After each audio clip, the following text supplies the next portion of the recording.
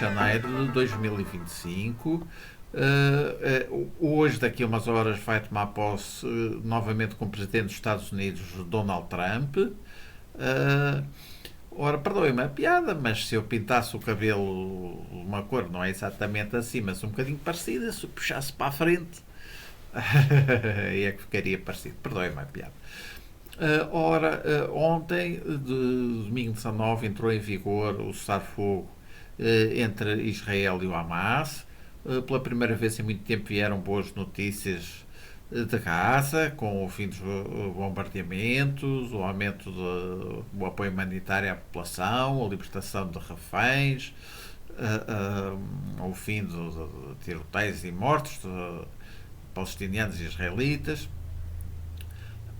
Ora, isto é ambas as partes tinham uns dias antes acordado o cessar-fogo para entrar em vigor ontem, precisamente no último dia da administração Biden. Ambas as partes tinham acordado começar a seguir um plano de paz que foi criado pela administração Biden. É claro que isto foi só o primeiro passo. Há muita desconfiança entre as partes, o processo pode vir a descarrilar.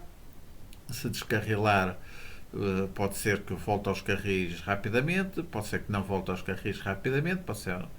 Portanto, não sabemos como é que vai ser o futuro. Mas o que é certo é que para se chegar à paz é preciso que se dê o primeiro passo. Este foi o primeiro passo e, portanto, foi algo de muito positivo que aconteceu.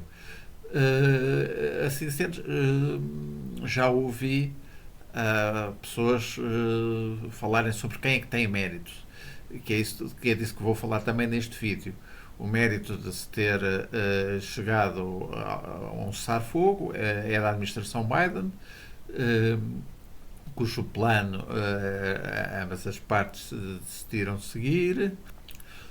Ou será que o mérito é de Donald Trump? Já que ambas as partes acordaram cessar-fogo só depois de Donald Trump ter mandado um enviado especial à região que falou com ambas as partes, e o próprio Donald Trump falou por telefone com Netanyahu. Já ouvi vários comentadores aqui em Portugal dizerem que o mérito do cessar-fogo é de Trump. Porque o plano de paz já existia há uma série de meses, mas a administração Biden não tinha conseguido que as partes concordassem com ele. O que vou dizer neste vídeo é que eu discordo de que o mérito seja só de Trump, ou até principalmente de Trump. Lembro que durante a campanha eleitoral houve uma fase em que Trump, nos seus comícios, dizia que se Kamala Harris vencesse as eleições, Israel desapareceria. Era preciso que ele vencesse as eleições para que houvesse apoio suficiente a Israel, para Israel conseguir defender-se e manter-se um Estado independente.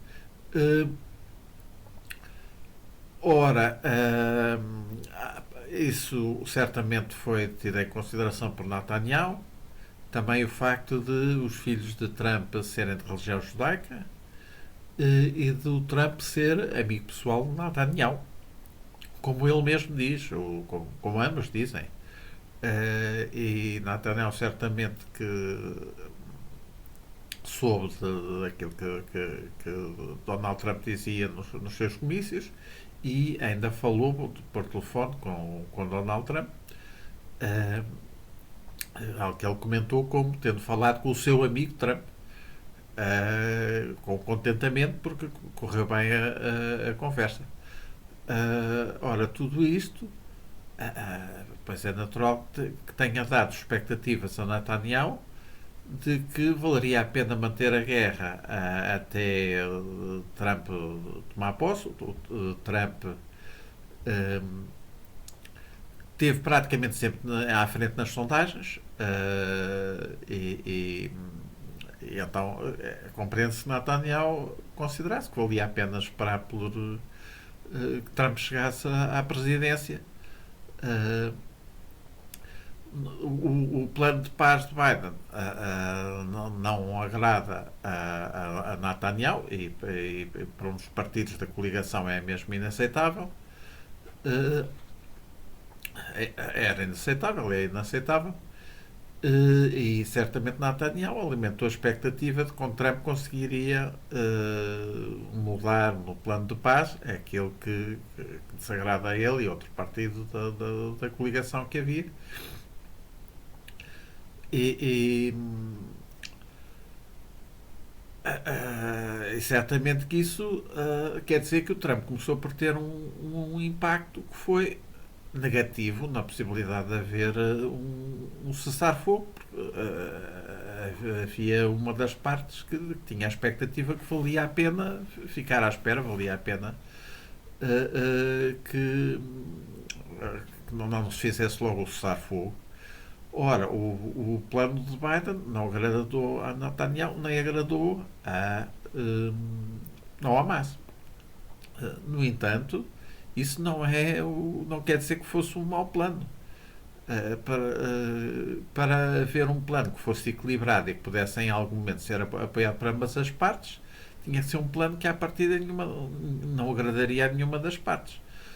Lembro que o Hamas tem no seu estatuto está definido que a Palestina, que o território da Palestina está entre o Rio Jordão e o mar. Portanto, para o Hamas não existe Israel. O Hamas nunca reconheceu Israel, não existe Israel. E o que desejou quando atacou Israel, repare-se que atacou Israel e depois retirou, não é? Houve membros do Hamas que retiraram com reféns.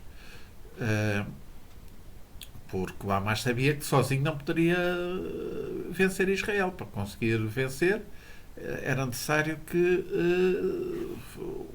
o ataque do Hamas a Israel fosse muito chocante, que daí resultasse uma resposta forte de Israel contra Gaza, que desse ao Hamas material para fazer propaganda junto de outros países, principalmente países árabes, mas até países muçulmanos não árabes, como por exemplo o Irão, para que outros países atacassem Israel. Portanto, o Hamas só teria hipótese de vencer Israel se vários outros países tivessem também atacado Israel. E foi por isso que o Hamas se bateu, foi por isso que quis que houvesse um ataque forte contra Gaza e por isso manteve os reféns e até hoje ainda tem reféns. E só muito recentemente concordou só na semana passada, concordou com o cessar-fogo, porque queria que a guerra continuasse para ter motivos para convencer outros países a entrarem na guerra. Só com outros países, só com uma guerra mais larga, com mais países, é que haveria hipótese do Hamas derrotar Israel e conseguir levar por diante aquilo que deseja para a região, que é o desaparecimento de Israel. Ora, é claro que um plano que agradasse ao Hamas seria inaceitável para Israel, não é? Quer dizer, quem duvida aquilo que eu estou a dizer, por favor, vá ler o estatuto do Hamas, está lá escrito, quer dizer, nem sequer é só uma pessoa do Hamas que disse isto ou outra que disse aquilo, está lá nos próprios estatutos do Hamas. Já o atual governo de Israel não aceita que exista um Estado palestiniano independente. Portanto, também um plano que agradasse ao atual governo de Israel não podia. Ao atual, estou a dizer ao atual, mas entretanto a coligação desfez-se, mas mesmo o atual,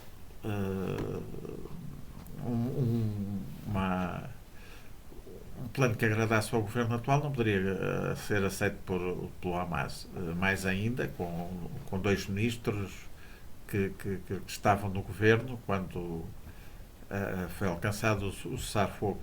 Portanto, É claro que o plano do Biden, à partida, não agradava a nenhuma das partes. Isso não quer dizer que fosse um mau plano, pelo contrário, quer dizer que era um bom plano para ser equilibrado e para poder, em algum momento no futuro, ser aprovado pelas duas partes. À partida, tinha que ser um que nem agradaria a uma parte nem a outra. Já que aquilo que ambas as partes querem é quase o contrário, não é uma da outra. Uh, Portanto, que o plano não agradasse às partes, que não, o plano Biden não agradasse às partes e não tenha sido logo aceito pelas partes, que não tenha levado logo a um cessar-fogo, é perfeitamente normal. Uh, Tenha demorado tempo, tenha sido difícil que as partes concordassem, é perfeitamente normal. Isso não significa um falhanço da administração Biden. E note-se que o Trump com, pelo menos o Trump contribuiu com a campanha, com aquilo que disse na campanha eleitoral, conversando amigavelmente com o Netanyahu, acabou por dar expectativa ao Netanyahu de que valia a pena ele manter a guerra mais tempo, até o Trump tomar posse, que assim é que conseguiria um resultado melhor. Acontece que em algum momento aposto, eu não estive lá para ver, não é? Mas aposto que membros da campanha do Trump o alertaram para que aquele tipo de campanha que ele estava a fazer agradava a uma parte do eleitorado que se preocupa com a segurança de Israel, que tem a noção que Israel é um país pequeno que já foi atacado por todos os seus vizinhos, que manter-se a segurança de Israel não é, e manter-se a segurança da população de Israel não é tarefa fácil. Ora, o tipo de discurso que Trump fazia, pois podia agradar, podia arranjar votos entre pessoas desse eleitorado. Só que também há estados norte-americanos que têm parcelas significativas da população que se preocupa com o povo da Palestina, mas não com a segurança de Israel. Para esse eleitorado, o discurso de Trump podia ter o efeito exatamente contrário, poderia retirar votos. Portanto, com esse tipo de discurso, o Trump podia estar a ganhar votos de um lado, mas para perder votos do outro lado. E havia estados que eram importantes para Trump poder ganhar as eleições, em que havia a hipótese de ele até perder mais votos do que aqueles que ganhava com esse tipo de discurso. Então, a certo momento, o Trump mudou de discurso. Portanto, isto é aquilo que qualquer pessoa que tenha seguido um bocadinho a campanha terá constatado, que a partir de certo momento Trump passou a dizer que se ele fosse eleito em 24 horas a guerra acabaria. Trump sempre disse ao longo de todo um mandato de Biden que Biden era o pior presidente da história dos Estados Unidos, e sempre disse que ele, Trump, tinha sido um grande presidente, que era muito respeitado no mundo. E então passou a dizer também que aquele Trump é tão respeitado que bastava ganhar as eleições e no dia a seguir acabariam a guerra em Gaza e também a guerra na Ucrânia. Certamente, portanto, isto é factual, não é? Qualquer pessoa que tenha seguido um bocadinho a campanha terá visto que foi assim. Agora, eu aposto que isto foi uma solução que a equipa da campanha de Trump arranjou para ele conseguir obter votos de todos os lados. Assim conseguia votos das pessoas que se preocupavam essencialmente com a segurança de Israel, do povo de Israel, obtia votos das pessoas que se preocupavam essencialmente com a Palestina, com o povo da Palestina, e podia conseguir votos de pessoas que se preocupavam com os dois povos, com a segurança dos dois povos, sejam que os dois povos possam ter o seu país e viver em paz. Portanto, assim, o Trump podia buscar votos a todo lado. Agora, nem todos os políticos aceitariam adotar esse tipo de discurso, porque alguns políticos ficariam com má consciência se passassem a fazer um discurso que seria para enganar os eleitores. Alguns políticos depois não conseguiriam dormir bem se fizessem, se fosse isso que se dissessem na campanha eleitoral, e depois, 2 dias depois de ganhar umas eleições, continuasse a guerra, e uma semana depois continuasse a guerra, e um mês depois continuasse a guerra, e 2 meses depois continuasse a guerra. A guerra não, as duas guerras, não é? A guerra na Ucrânia e a guerra em Gaza. Quer dizer, se um político prometesse que elas acabariam e depois elas continuassem, há políticos que não dormiriam bem com isso, não é? Mas, como se vê, o Trump não teve esse problema. Para o Trump, pois, disse aquilo que dava mais votos, conseguiu ganhar as eleições. Desta vez ganhou em mais estados do que Kamala Harris, conseguiu mais grandes eleitores e conseguiu até mais votos da população em geral, o que não tinha acontecido contra Hillary Clinton. Aí o Trump tinha conseguido vencer em mais estados, tinha conseguido mais grandes eleitores, mas não tinha conseguido mais votos na população total dos Estados Unidos. Mas desta vez conseguiu. Portanto, quanto a conseguir muitos votos, o caminho que ele seguiu deu bom resultado. Mas é claro que 24 horas depois de Trump ter vencido as eleições, continuavam as guerras na Ucrânia e em Gaza, tal como antes das eleições. E uma semana depois continuavam, e um mês depois continuavam, e 2 meses depois continuavam. E no caso da guerra na Ucrânia, até os dias com mais mortes e feridos, ou as semanas com mais mortes e feridos, aconteceram já depois das eleições. Mortes e feridos, lembro que, ao contrário do que possa parecer quando se vê a comunicação social, quem mais morre são os russos. Porque como os russos é que têm feito mais ataques para conquistar território, quem faz os ataques é que se expõe mais, quem está a defender está em trincheiras, está atrás de árvores, está de alguma forma está algo protegido, algo escondido. Essas pessoas são menos atingidas do que as outras que estão a avançar em direção a quem está a defender. Portanto, a Rússia tem, ao longo quer dizer, desde que começou a guerra em larga escala, em 2022 até agora, tem estado a maior parte do tempo ao ataque e tem tido mais baixas do que a Ucrânia. Portanto, tem havido muitas baixas dos dois lados, mas mais até da Rússia. E as semanas com mais mortes e feridos aconteceram até já depois das eleições de Trump. Ora, inicialmente isto não era um problema para Trump, como vemos, ele continuou perfeitamente, certamente continua a dormir muito bem, não teve qualquer problema, porque depois das pessoas votarem, não podiam pedir os votos de volta, não podiam pedir a devolução dos votos, não havia possibilidade do Trump, depois de ter ganho, de ter de devolver votos e acabar por perder. Portanto, ele estava bem. No entanto, ele vai tomar hoje posse, dentro de algumas horas, e agora já tem que se preocupar, porque os Estados Unidos são uma democracia, o Trump não vai ter poder absoluto, e para ter um poder significativo, será fundamental que tenha apoio da generalidade dos republicanos na Câmara dos Representantes e no Senado. Para isso será fundamental que ele se mantenha popular entre o eleitorado republicano e que mantenha algum prestígio. Quer dizer, se ele virar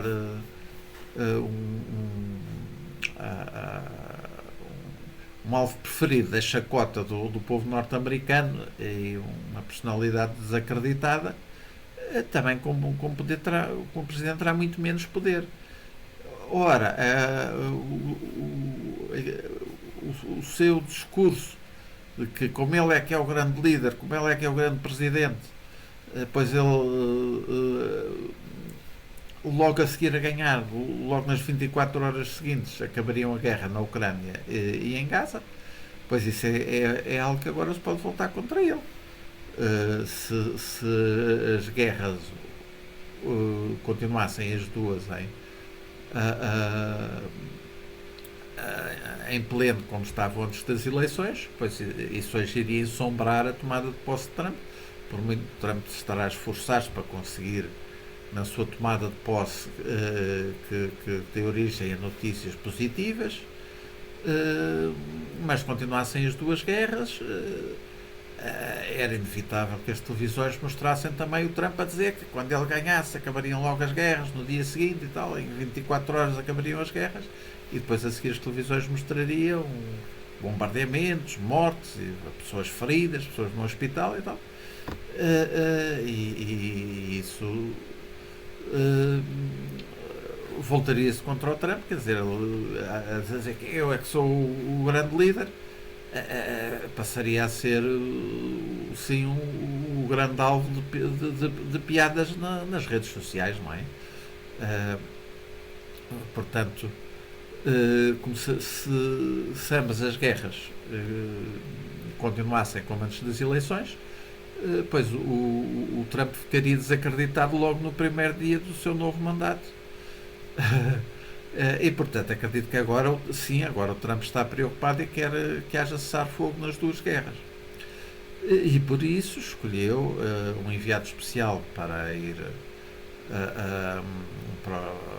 ao Médio Oriente para se reunir com representantes de Israel e do Hamas, mas também o Trump também escolheu um outro enviado especial para negociar com Rússia e Ucrânia. Ora, aquilo que se verifica é que o enviado especial que negociou com a Hamas e com Israel teve sucesso. Conseguiu realmente dar alguma contribuição para que houvesse um cessar-fogo. Mas já aquele que negociou com Rússia e Ucrânia não conseguiu. Ora, porquê? O Trump queria que houvesse cessar-fogo nas duas guerras. E certamente que instruiu ambos os seus enviados especiais para pressionarem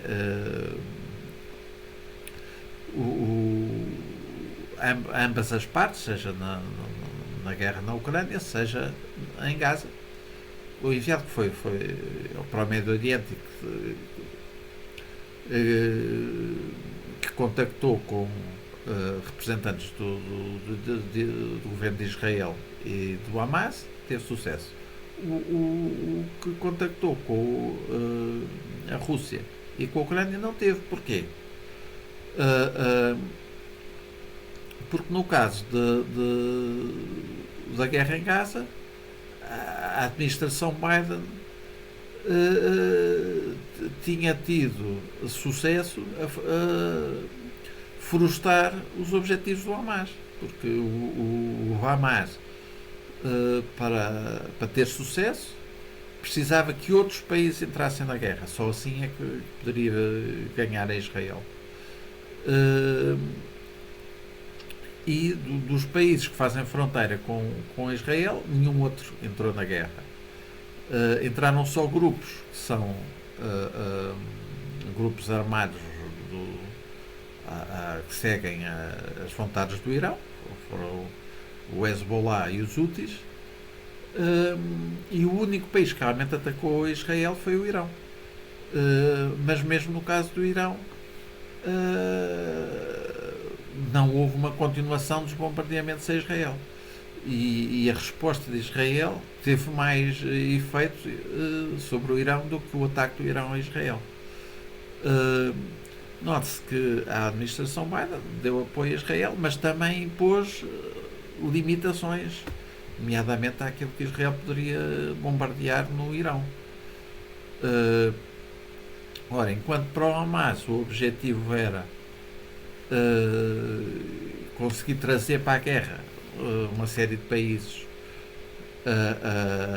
árabes e até países muçulmanos não árabes, como por exemplo o Irão, Para os Estados Unidos o objetivo era ao contrário, evitar que entrassem mais países na guerra e quando o Irão entrou, procurar que rapidamente parassem as trocas de bombardeamentos entre Israel e o Irão. Parassem o envio de mísseis, ora de um lado, ora do outro.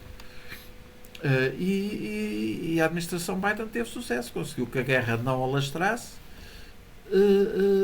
que o Hamas não recebesse o apoio que pretendia. Ora, se a guerra tivesse alastrado, teria havido mais mortes, mais feridos, mais países envolvidos, mais destruição. Ia ser muito mais difícil haver, em algum momento, a região voltar ao caminho, entrar num caminho de paz.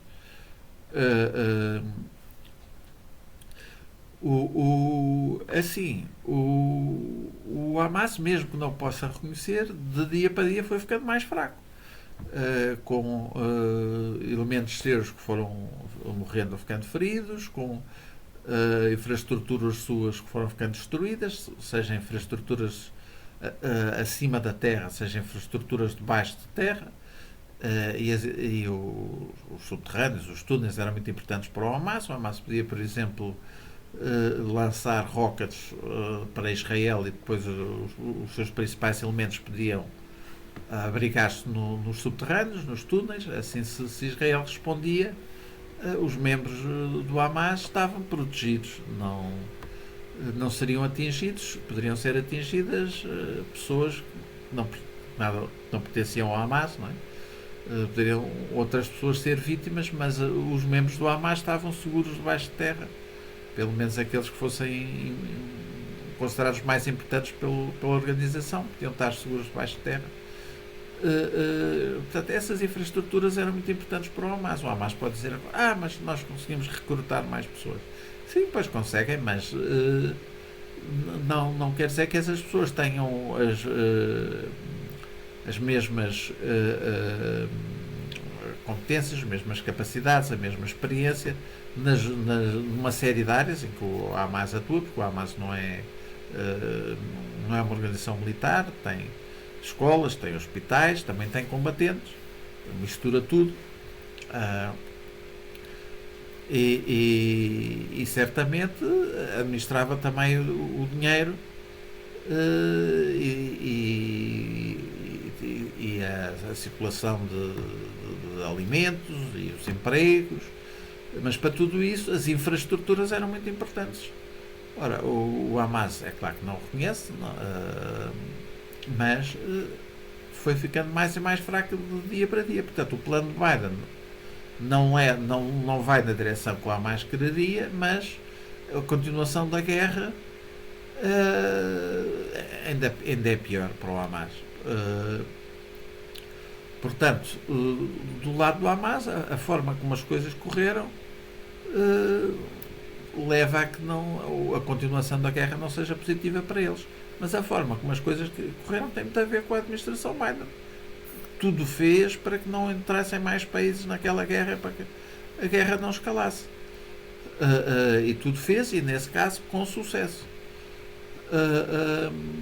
E por isso é que de dia para dia o Hamas ficou mais fraco, e também aqueles que atacaram Israel, o Hezbollah, os Houthis e mesmo o Irão, ficaram também mais fracos. Ainda houve a queda da Síria, do regime de Assad na Síria, quero dizer,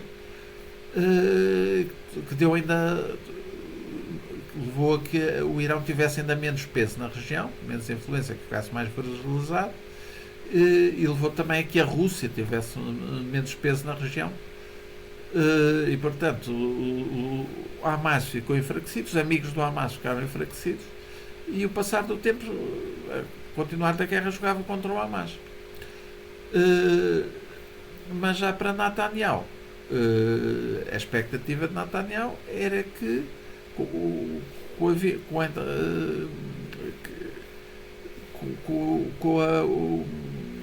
tomar posse do Trump, com a vinda da administração Trump, que a posição ficaria favorecida, que Israel receberia mais apoios, menos restrições, e que poderiam alterar o plano de paz ou conceber outro plano de paz que fosse mais a seu gosto. Só que como o Trump disse que ele é que é o bom líder, é que se ganhasse eleições acabavam as guerras logo no dia seguinte, agora o Trump precisa que pelo menos uma delas que haja um cessar-fogo. Porque senão vai tomar posse hoje e por muito que faça para conseguir notícias positivas com esta por tomar posse, as notícias da sua tomada de posse seriam sempre ensombradas pelas outras, com ele a dizer que ele é o grande líder, que iam acabar as guerras e as guerras a continuarem. Portanto, certamente acredito que o Trump teve agora mérito no sentido de levar o Netanyahu a perceber que o Trump ficaria irritado se não houvesse um cessar-fogo e que afinal o Netanyahu, em vez de ter mais apoio, arriscava-se a ter menos se não houvesse um cessar-fogo. Porque seria mau para o Trump e o Trump ficaria irritado se no dia de hoje, que vai tomar posse, se houvesse muitas notícias sobre a guerra e sobre ele, Trump, ter dito que as guerras acabavam e afinal as guerras continuarem. Ora, Israel precisa realmente de apoio dos Estados Unidos, porque continuam a haver países e grupos que querem acabar com Israel, nomeadamente o Irão. O Irão é um grande país, Israel, portanto, geograficamente falando, Israel é um país pequeno, não é? Portanto,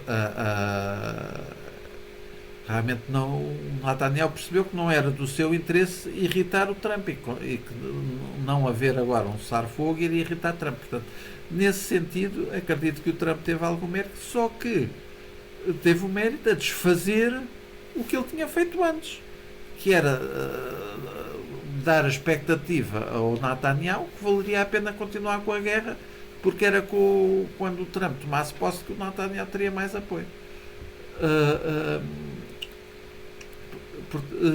Ora, no caso de Gaza, temos que Israel precisa realmente de apoio dos Estados Unidos, não seria bom para Israel ficar agora o Trump irritado com Israel por não alinharem no cessar-fogo. E por outro lado, o Hamas, que foi quem quis a guerra, quem atacou Israel, estava a ficar mais fraco dia para dia e, portanto, também não lhe interessava a continuação da guerra. Agora, existia um cessar-fogo, existia um plano para a paz que tinha equilíbrio e que, portanto, não agradava a nenhuma das partes, nem ao governo atual de Israel, nem ao Hamas. Mas por isso mesmo poderia ser seguido pelas duas partes. Portanto, pela forma como a administração Biden conduziu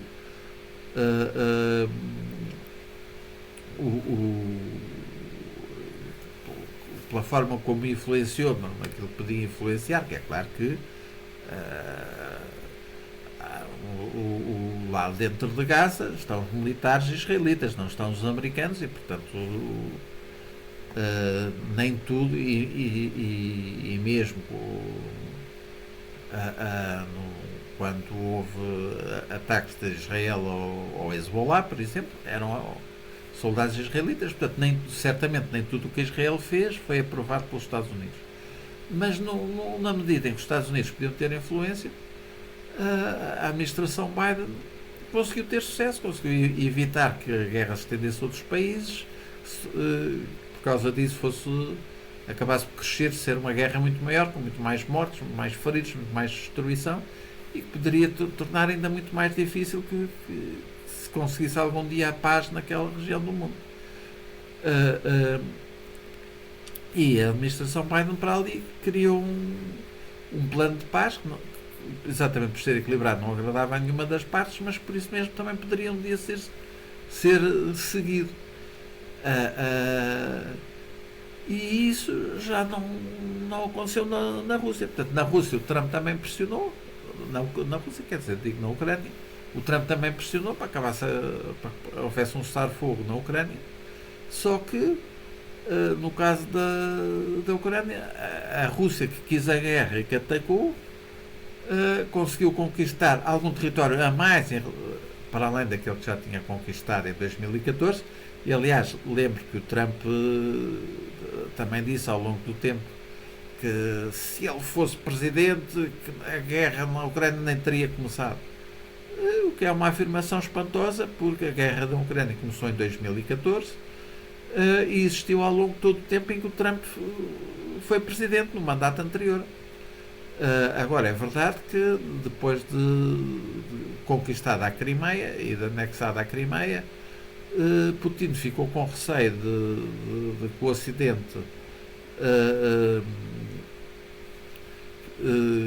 criar sanções muito duras sobre a Rússia e manteve a guerra no Donbass como uma guerra de baixa intensidade. Até em 2022 o Putin está convencido que a Rússia já tinha um fundo suficientemente bem dizendo, um fundo suficientemente grande,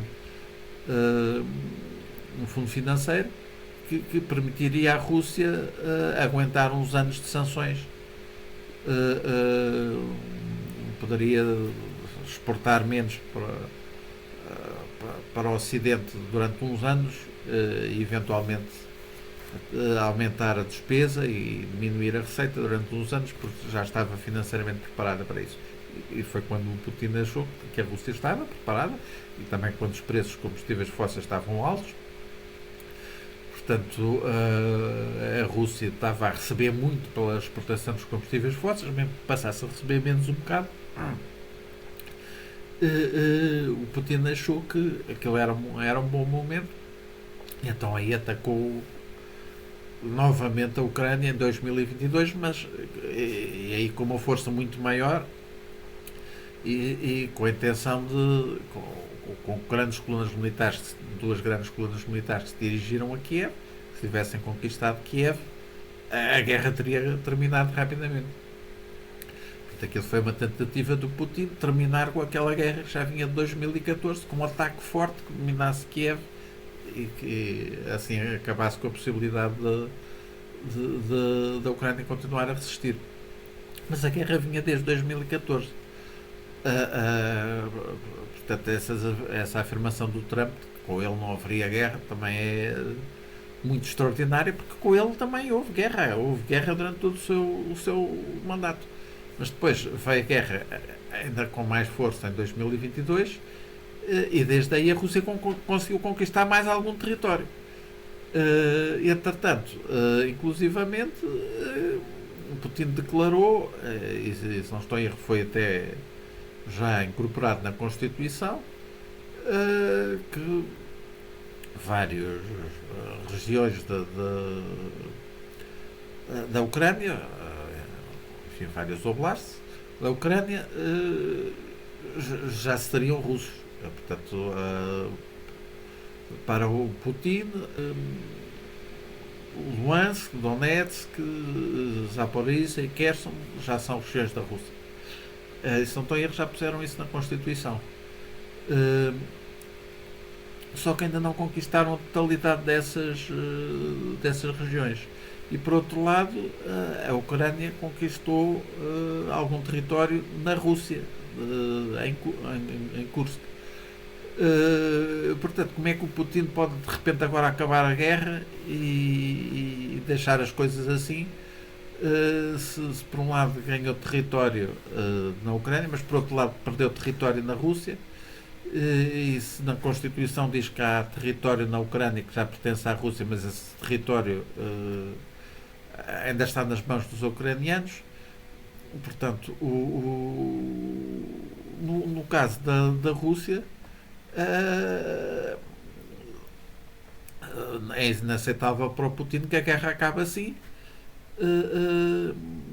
numa situação em que aquilo que ele conquistou militarmente não coincide com aquilo que ele anexou, e ainda por cima tendo perdido algum território onde estão ucranianos. Por outro lado, para os ucranianos, eles sabem que foram atacados em 2014, depois com mais força em 2022. Ora, a ver agora o cessar-fogo, se isso servir para a Rússia se armar mais e voltar a equilibrar as suas finanças para depois, daqui a uns anos, poder atacar ainda com mais força, como aconteceu entre 2014 e 2022, pois aí um cessar-fogo só para a Rússia não interessa, para a Ucrânia não interessa. Para voltarem a ser atacados ainda com mais força daqui a uns anos, eles precisam de uma solução que, que, que, que realmente lhes dê segurança, e não basta só que alguns países se comprometam com a Ucrânia, porque isso já aconteceu no passado. A Ucrânia entregou as armas nucleares à Rússia, e Rússia, Grã-Bretanha, Estados Unidos comprometeram-se com que a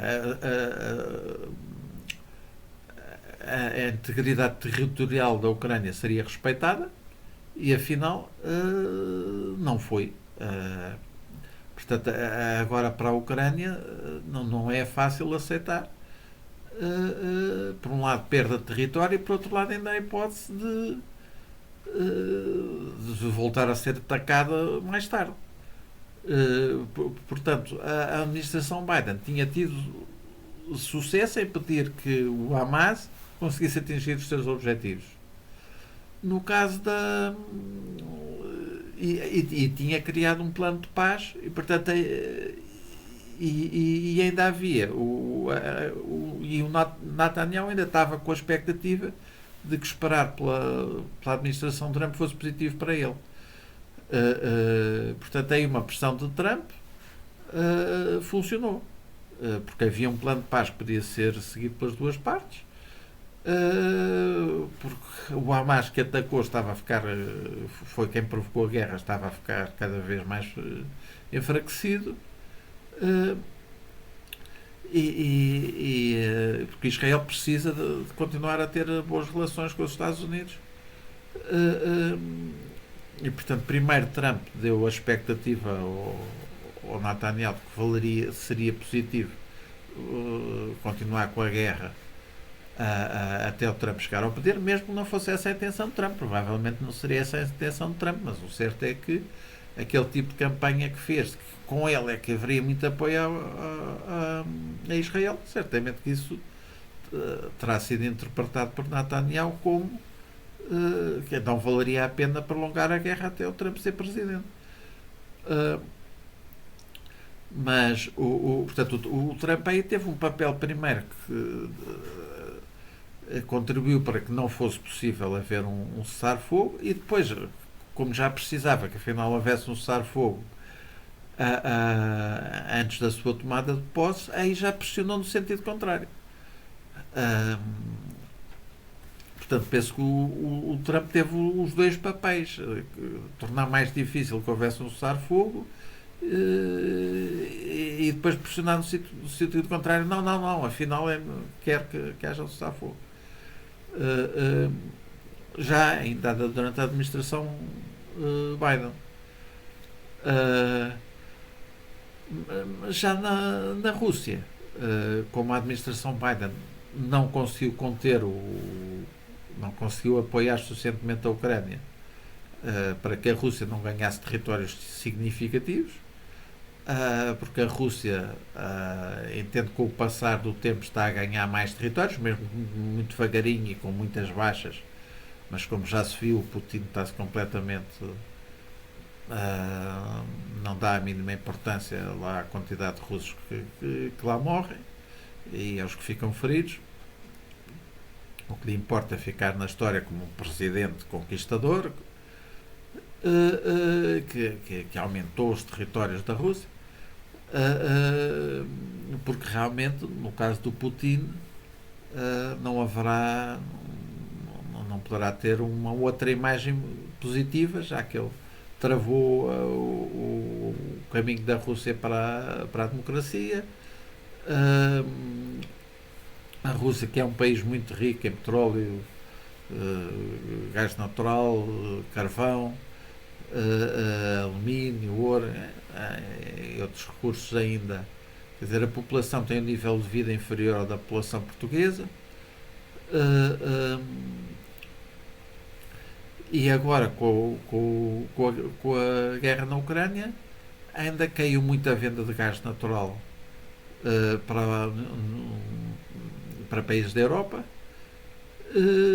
E a Gazprom costumava ser a empresa com mais lucros na Rússia, que muito dinheiro dava ao Estado russo, passou a ter grandes prejuízos por causa da quebra das vendas do gás. Portanto, houve mais países a entrarem para a NATO por causa desta guerra na Ucrânia, a Finlândia e a Suécia. Portanto, sob uma série de perspectivas, o Putin está a ficar muito mal na história. E, portanto, agarra-se à conquista de território, tem que conquistar o máximo de território. E se Trump o tentou pressionar, ele pode pressionar de volta, nomeadamente com uma aliança com o Irão, e mantendo alguma dúvida sobre que tecnologias é que ele vai transferir, seja para o Irão, seja para a Coreia do Norte. Pois seria certamente muito mau se ele ajudasse a Coreia do Norte e o Irão a conseguirem melhores mísseis, ou a conseguirem avançar nas suas capacidades nucleares. Portanto, o Trump, o enviado especial podia pressionar o enviado especial do Trump terá pressionado o Putin, mas não resultou. No caso do Zelensky, Zelensky é claro que não teve uma reação hostil, mas chama a atenção. Então, como é que é? A Ucrânia tem que estar protegida. Quer dizer, não basta que haja um cessar-fogo para a Rússia se rearmar mais e se equilibrar financeiramente e depois vir atacar com mais força. Então o Zelensky começou a pedir entrada na NATO. Portanto, a administração Biden, no caso da Ucrânia, é que deixou ali uma situação difícil, e nem tem um plano de paz,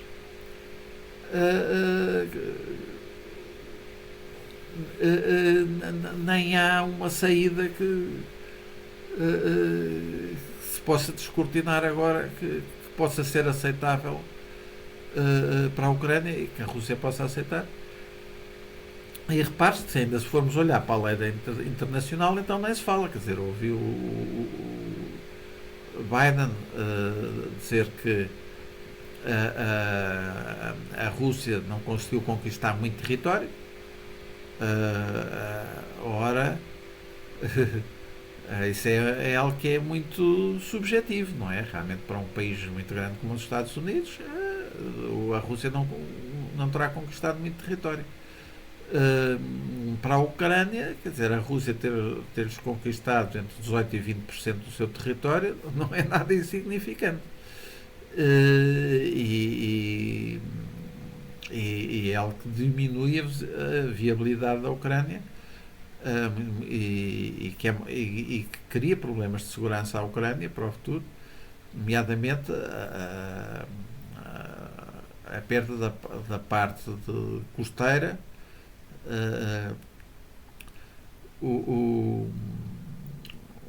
Portanto, aquilo para a Ucrânia é tudo menos pouco território. Portanto, aí é que eu penso que a administração Biden não conseguiu uma boa evolução, sendo certo que havia ali a preocupação de que a Rússia a todo momento fez ameaças com armas nucleares, e tem ainda a hipótese de transferir tecnologias para a Coreia do Norte, para o Irão. Portanto, o Putin é muito bom a assustar, a amedrontar, e, e realmente houve receios por parte dos Estados Unidos, de que a Rússia usasse mesmo armas nucleares ou que fizesse algo extremo. E portanto os Estados Unidos deram apoio, poderiam ter dado mais. A Ucrânia foi sempre pedindo mais, algumas coisas acabou por receber, mas muito mais tarde do que aquilo tinha pedido. Algumas coisas acabou por receber, mas curiosamente foi anunciado que iam ser dadas à Ucrânia antes da Ucrânia as receber. E então isso deu hipótese à Rússia para se preparar, e portanto quando a Ucrânia recebeu já não tinha o mesmo valor do que se tivesse sido surpresa para a Rússia. Quer dizer, o apoio à Ucrânia é que deixou a desejar, e portanto há na Ucrânia uma situação que ninguém sabe neste momento como é que se pode resolver, e portanto e não tem nada a ver com o Biden. Quer dizer, o Putin já disse, nunca abdicará da convicção que tem que o povo da Ucrânia e o povo da Rússia são o mesmo povo.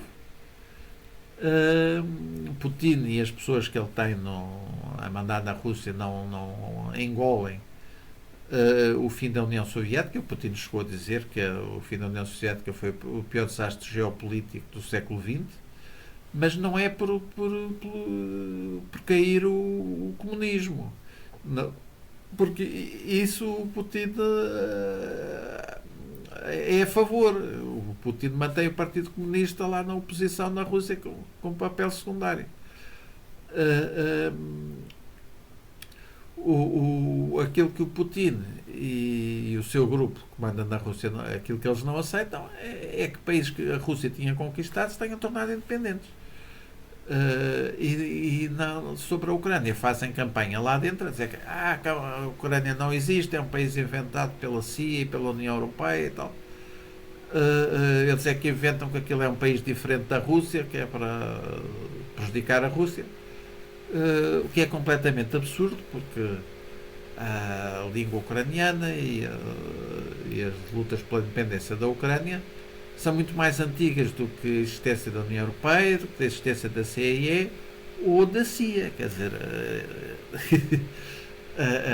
como é que é possível a CIA e a União Europeia terem criado algo antes mesmo de existirem? Não é? Mas e também, curiosamente, na Rússia eles têm uma palavra que usam, seja de cidadãos comuns a pessoas ligadas à governação. Eles referem-se certas vezes aos ucranianos com uma palavra depreciativa, porque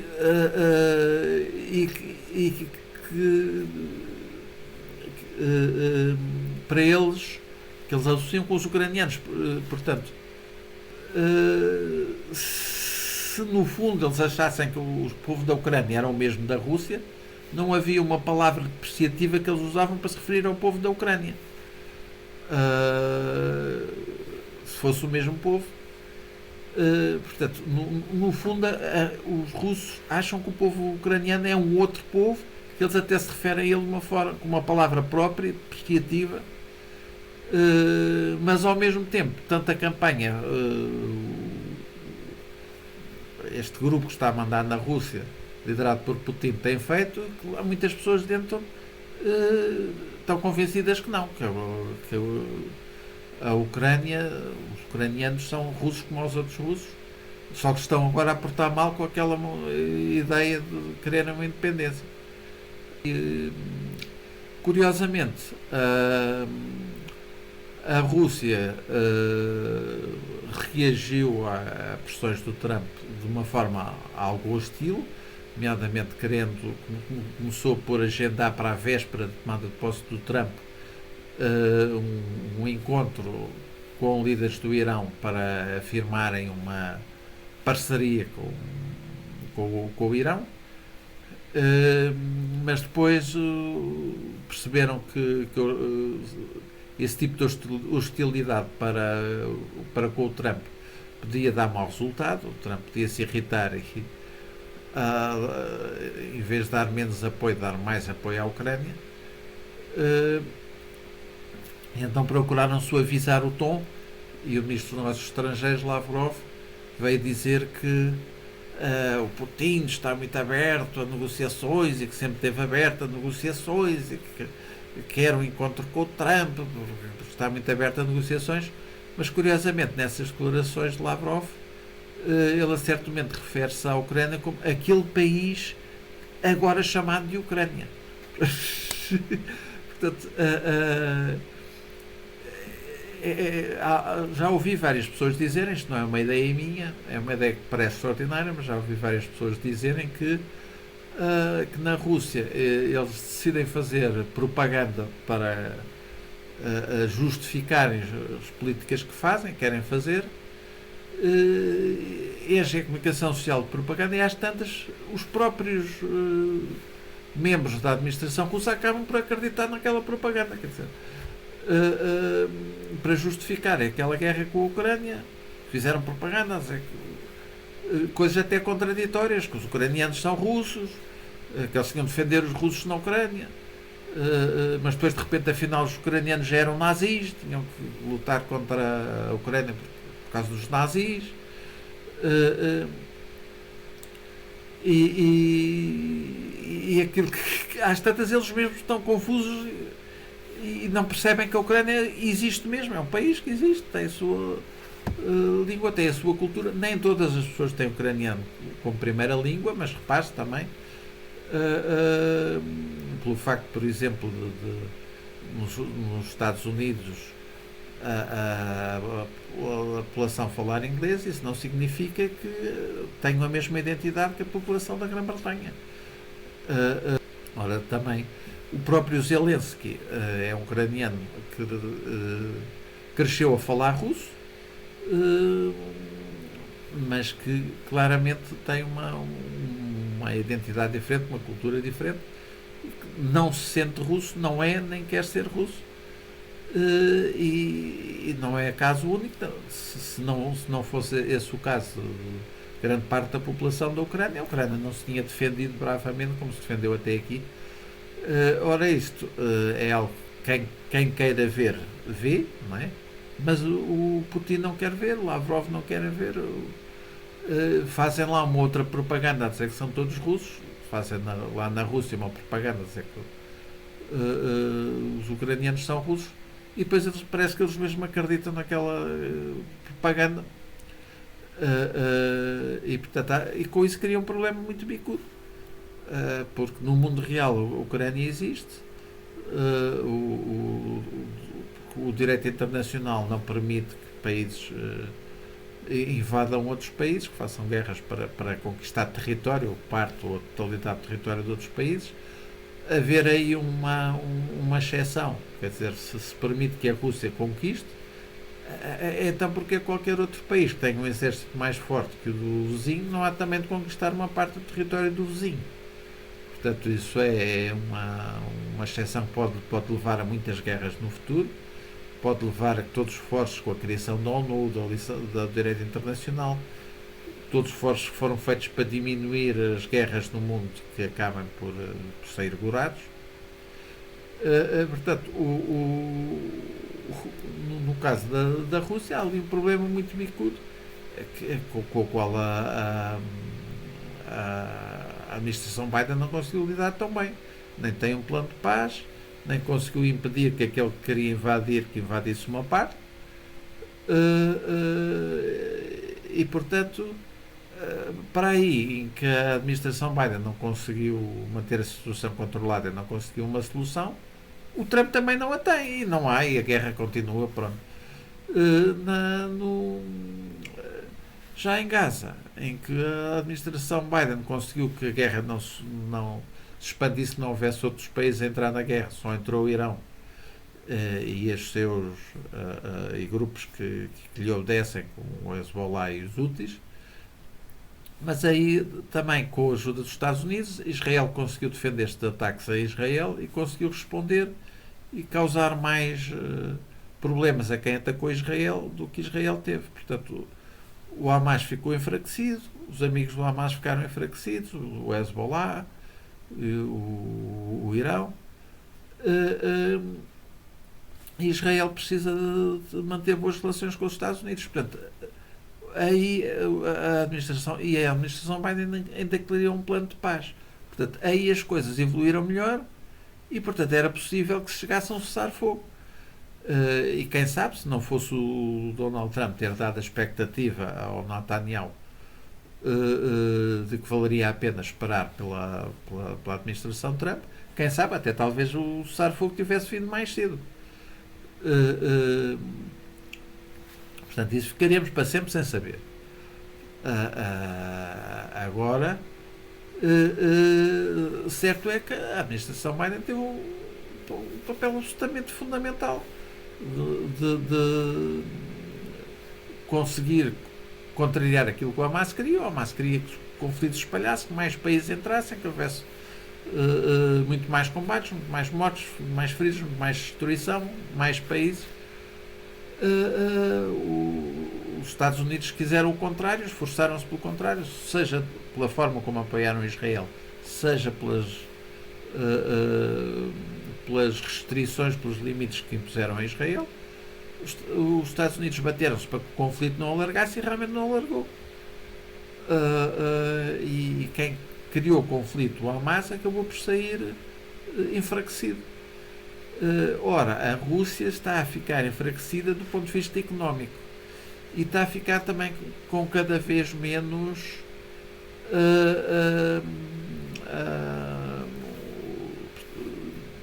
reservas de armamento. Portanto, a Rússia tinha uma quantidade imensa de armamento que vinha de uma parte do tempo da União Soviética, porque armazena equipamento desde há muitos anos, enquanto, por exemplo, os Estados Unidos chega a certo momento e oferecem um armamento, compram armamento novo e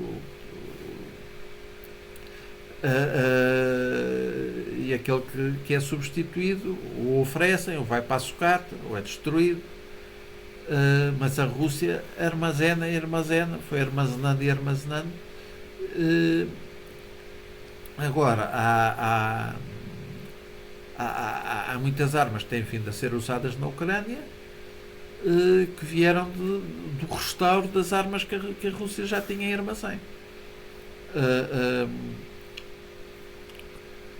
À medida que essas armas se forem acabando, a capacidade de produção da Rússia diminui muito, porque aí já não se trata só de restaurar armas com os anos, é preciso fabricá-las do zero.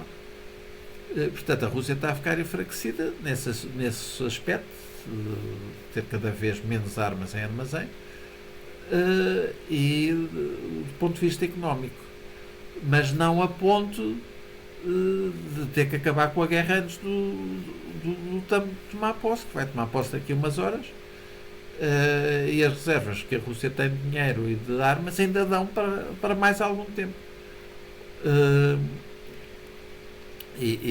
Portanto, aí o Trump já não conseguiu, fez pressão para que houvesse um cessar-fogo, mas não houve. Portanto, em Gaza conseguiu, graças à situação ter sido controlada pela administração anterior e graças a haver um plano de paz da administração anterior. Agora, sim, o Trump quis e esforçou-se para que houvesse cessar-fogos, para que se parassem as guerras na Ucrânia e em Gaza, para ele brilhar da sua inauguração e para a sua inauguração não ser ensombrada por notícias de que ele tinha dito que as guerras acabariam e afinal não acabaram, e que ele tinha dito que como ela é um grande líder, muito respeitado, as guerras acabariam no dia seguinte, e depois as guerras não acabarem, se vira-se contra ele, pode ser motivo de chacota, não é? De piada. Uh, Ora, ele não quer isso, naturalmente, não quer entrar no seu novo mandato como presidente com motivo de chacota e de piada e como uma pessoa descredibilizada. Portanto, agora realmente quer que as guerras parem, mas a verdade é que no caso de Gaza isso é possível e vamos ver se depois o processo continua e se atinge mesmo a paz ou se há só um cessar-fogo pouco duradouro. Esperemos que caminhe realmente para a paz, mas pelo menos foi dado o primeiro passo, que é importantíssimo. Sem se dar o primeiro passo não se caminha para a paz, mas isso foi possível porque foi preparado pela administração Biden, seja evitando que a guerra escalasse para mais países, seja criando um plano de paz. Portanto, dizer que só o Trump é que tem mérito, acho absurdo, até porque o Trump aí teve dois papéis completamente opostos. Primeiro, dar expectativas ao Netanyahu que ele é que ia dar muito apoio, o Trump é que ia dar muito apoio a Israel. Certamente levou o Netanyahu a pensar que então era melhor manter a guerra até à administração Trump. E depois, afinal, o Trump já precisava que a guerra parasse antes, porque tinha dito para ganhar mais votos, se ele fosse eleito, que acabava logo a guerra. Pronto, era isto que queria dizer hoje. Mesmo no dia em que vai tomar posse do Donald Trump, não estou de acordo realmente com uma série de comentadores que eu ouvi atribuírem todo o mérito a Trump. Concordo que sim, o Trump agora quer que quis o cessar-fogo em Gaza e quis também que houvesse cessar-fogo na Ucrânia, mas se isso foi possível de um lado, foi porque nesse lado a administração anterior tinha conduzido bem o processo, tinha conduzido bem na medida em que podia conduzir, não é? Porque Israel foi atacado, tinha direito a defender-se e os Estados Unidos não tinham militares propriamente em Gaza ou no Líbano para estarem a controlar aquilo que eles passavam do terreno, não é? Mas, portanto, na medida em que os Estados Unidos pediam, a administração Biden teve uma influência no sentido de não pedir, não deixar que o conflito se alargasse a outros países, que aumentasse ainda mais de intensidade, causasse ainda mais mortes, feridos, destruição e tudo mais, e tentar que o mais rapidamente possível se passasse da solução militar para uma solução de paz, e criou um plano de paz. Portanto, para mim, quem fez a diferença foi a administração Biden. Ainda bem, em certa medida, ainda bem que o Trump resolveu, para ganhar mais votos, dizer que com ele acabariam logo as guerras, porque assim o Trump depois sentiu-se na obrigação de fazer alguma coisa para que acabassem mesmo. Ainda assim, no caso da Ucrânia, há um perigo, é que se realmente o Trump continuar a querer simplesmente fazer figura e dizer vejam como eu acabei com as guerras, e se procurar acabar com a guerra da Ucrânia cortando o apoio à Ucrânia, isso pode levar a que a Rússia continue, seja o Putin, seja outras pessoas que sucedam ao Putin. Putin não vai durar para sempre, algum dia de sair do seu posto, seja por que razão for, seja porque há um golpe, seja porque adoece, seja porque morre, seja por qualquer motivo, um dia de sair do posto. Isso é fundamental para que haja paz na Europa, que quem venha a seguir veja esta guerra que aconteceu como algo desastroso para a Rússia e não como algo que deu muito prestígio ao presidente e, portanto, que deve ser continuado. Será desastroso para a Europa se futuros presidentes da Rússia pensarem o Putin conquistou tanto território, eu para ser tão bom como o Putin também tenho que conquistar tanto território ou mais. E, portanto, continua a haver guerras e mais guerras. Repare-se que na Rússia não há a população russa não venera e heróis têm lutado pela democracia. Continuam a venerar, sim, os czares que conquistaram territórios. E mesmo o Stalin conquistou território para a Rússia, mas depois ficou mal visto, porque também foi responsável pela morte de milhões de russos. O Putin tem feito campanha para reabilitar a imagem do Stalin, para que aqueles que conquistaram território na Rússia sejam bem vistos pela população russa, independentemente das suas das suas governações terem sido desastrosas para os povos da Rússia. Para o Putin, conquistar território, a isso é que ele tem dado importância. Ora, se esta guerra acabar de tal maneira que a ideia que fica na Rússia é que fazer guerras para conquistar território resulta, que se consegue mesmo conquistar território que podem ficar com o território que conquistaram, isso pode dar origem a mais guerras no futuro. E note-se, na Rússia, pois sabemos que atacou a Geórgia em 2008, em 2014 a Ucrânia, depois em 2022 a Ucrânia outra vez, mas certamente que se a Rússia fica com território vão aparecer outros líderes no mundo a querer atacar também países vizinhos e a ficar com o território dos países vizinhos. Portanto, o Trump seria importante na administração Trump houvesse a consciência que não é indiferente neste caso como é que a guerra acaba. Pode acabar de uma forma que seja positiva para a paz no futuro, ou pode acabar de uma forma que seja desastrosa para a paz no futuro e que leve a que haja sucessivas guerras no futuro. Eventualmente guerras que abranjam mais países, eventualmente um dia até países da NATO.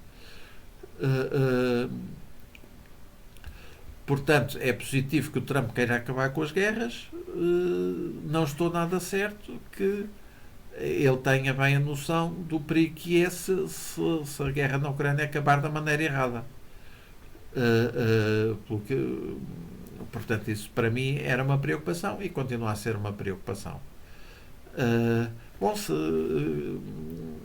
consideraram interessante aquilo que eu disse, peço que façam like, que subscrevam o canal e enfim, pelo menos este é o meu primeiro vídeo do ano e sempre falo de algo muito positivo que aconteceu, cessar fogo em Gaza, o reforço da ajuda humanitária em Gaza, o primeiro passo dado no caminho para a paz. É claro que não se sabe se este caminho vai ser continuado, se vai ter mais sucesso ou menos sucesso, mas aquilo que desejo, claro, é que seja continuado com sucesso, que se houver algum descarrilamento que seja rapidamente ultrapassado e que realmente que se caminhe para a paz em Gaza.